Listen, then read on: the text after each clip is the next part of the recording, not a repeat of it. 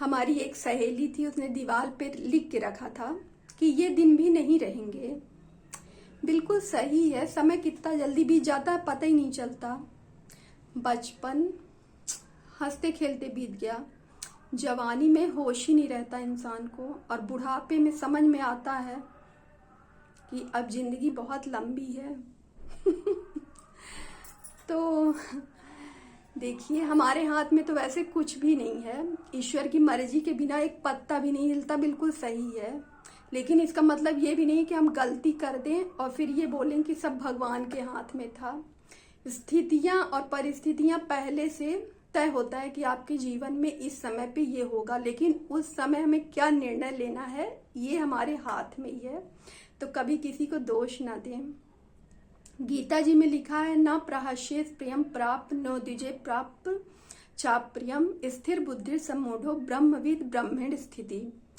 जो भी व्यक्ति देखिए बुरी स्थिति में बहुत दुखी नहीं होगा और उसकी जिंदगी में बहुत अच्छा हो रहा हो, तो वो बिल्कुल पागल ना हो जाए खुशी के मारे। हमेशा स्थिर उसका दिमाग रहे, वही ईश्वर को प्राप्त कर सकता है, वही सही निर्णय ले सकता है।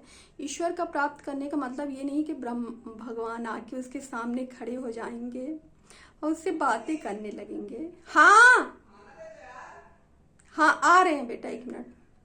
तो एक रील बनाने में भी देखिए मेहनत तो लगती है, इतनी सारी जिम्मेदारियां रहती हैं हम महिलाओं के ऊपर, हर काम समय से करना पड़ता है।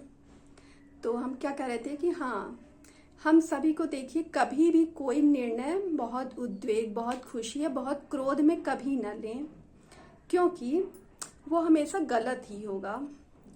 क्योंकि हमारा दिमाग उस समय स्थिर नहीं होता है, सोचने समझने की शक्ति उस समय नहीं रहती है। बहुत खुश हो जाएंगे तब भी हम हर निर्णय वो उस मेंटल स्टेट में जब लेंगे, और फिर जब परिस्थितियां बदलेंगी तो पता चला वो सही नहीं रहा, और दुखी होंगे तो फिर तब भी नहीं सोच पाते हम लोग।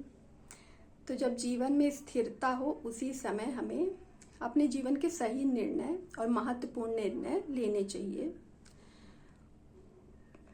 सभी को जय श्री राम।